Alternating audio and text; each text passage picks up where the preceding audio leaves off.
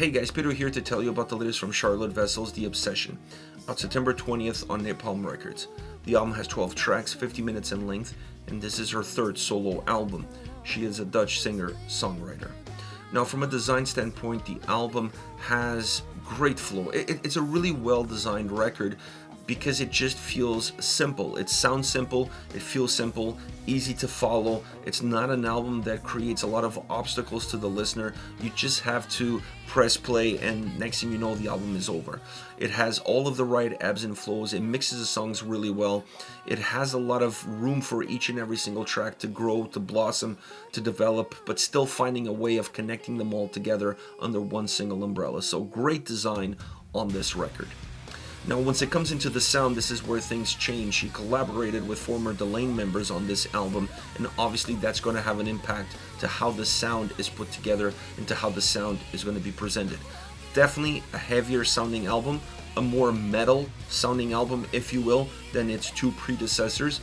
An album that has a lot more emphasis on drums, guitars, orchestrations, keys, really developing that more orchestral symphonic side that we saw in Delain coming into the forefront into this record, but at the same time not forgetting what those two solo albums represented for her as a singer-songwriter. To me, this is a career-defining record, and the reason I say that is because it shows incredible growth from her. First of all, it might sound like the safe bet to work with former Delain members to create the Lost Delain album, but that's not what you're going to get here.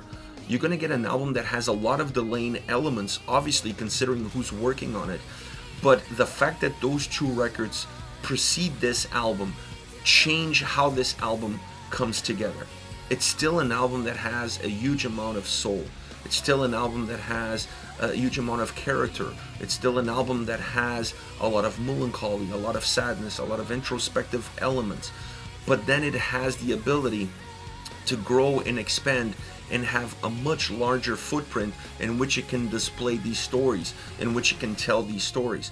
So from a songwriter's perspective, from a singer and songwriter's perspective, this album is the next step in her own personal development. And that's why I feel like this album is really important, because it sets the table for what the future is going to be for her and allows her to create a record that merges her two worlds into one, but at the same time the result is a much different world from anything that she has created before. There's a lot of uniquenesses in this record, at the same time that you're going to find a lot of similarities, not necessarily between the songs, but between the past of the creator with the creation.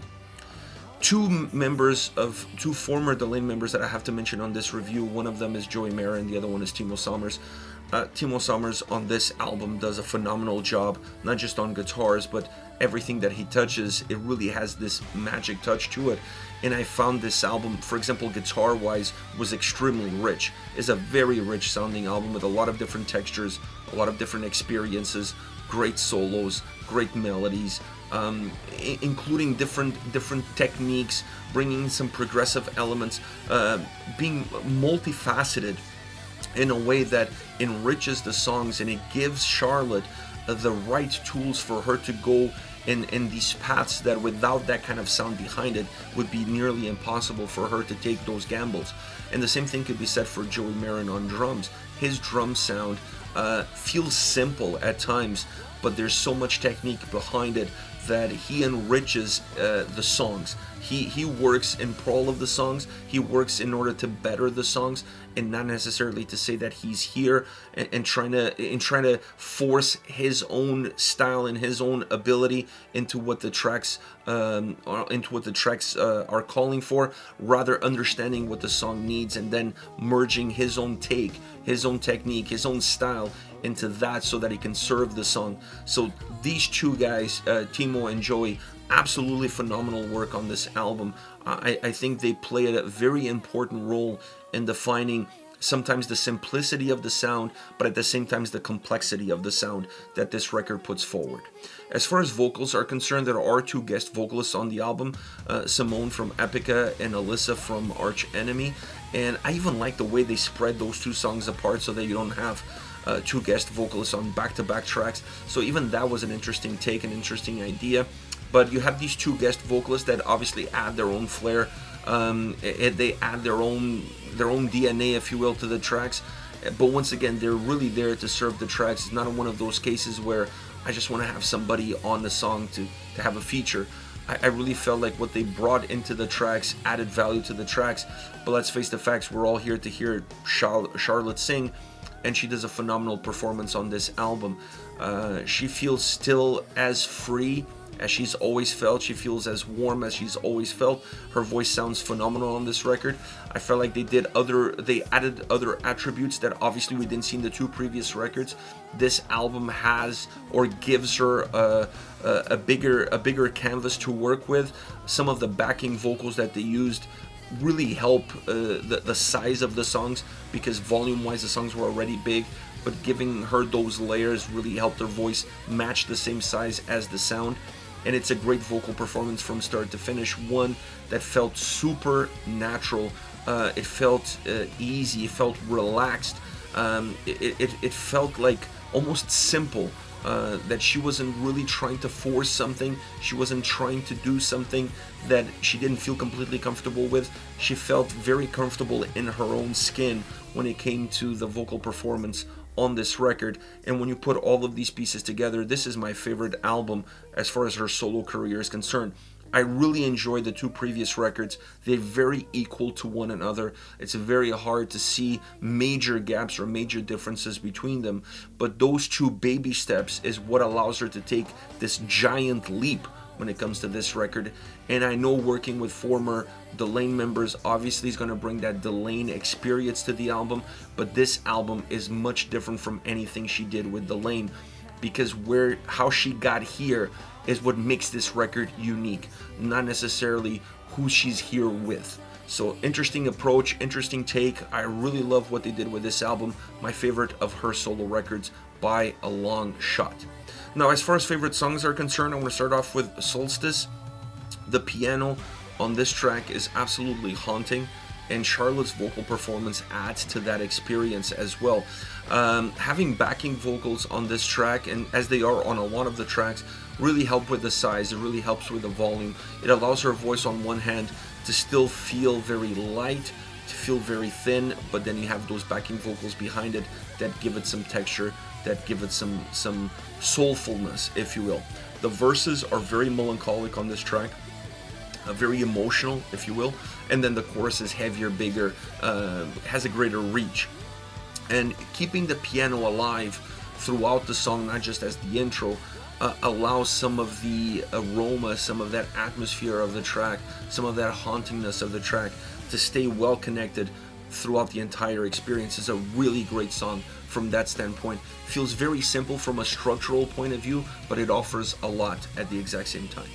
Then we have Ode to the West Wind featuring Alissa White-Gluz of Arch Enemy, and I like this song because it has heaviness both on sound and on vocals, using Alissa's harsh vocals to do that. So it's definitely a track where the guitars have a lot more bite, the drums feel a lot heavier. It's a heavier sound all around, vocally very rich, very diverse, offering a lot of different nuances. It's a track that has a lot of texture sonically and vocally, and that makes the song also feel heavier. It makes the song feel thicker. The chorus is excellent.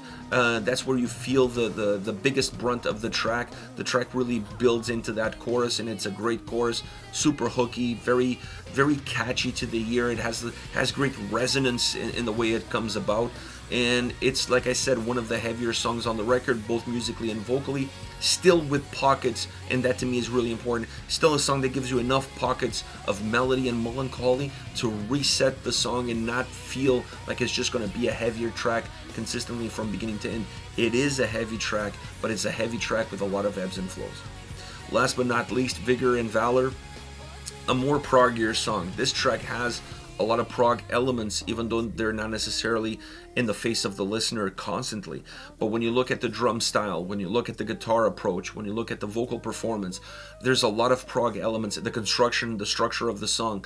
There's a lot of prog elements in this track, which makes the song really unique and really different, really interesting. It's one of those that allows you to almost lose yourself in it, because it kind of stretches out your bandwidth, your internal bandwidth, and it's a song that it's very layered, super layered track on the vocal side, but also on the sound side. So it's a song that is not only proggy or has a lot of prog elements, but it also has a lot of layers to it. So it's one of those tracks that you keep peeling layers from it, but there's still a lot there for you to discover, for you to digest. So a really interesting song from that perspective, because it also presents itself in a very simple way, so you don't necessarily feel how layered and how textured it is unless you dive a little bit deeper into it. This is it, Charlotte Wessels with The Obsession, out September 20th on Napalm Records. Hit me up in the comment section, let me know your thoughts on the album, on the songs, and I'll see you all at the next video. Take care, guys.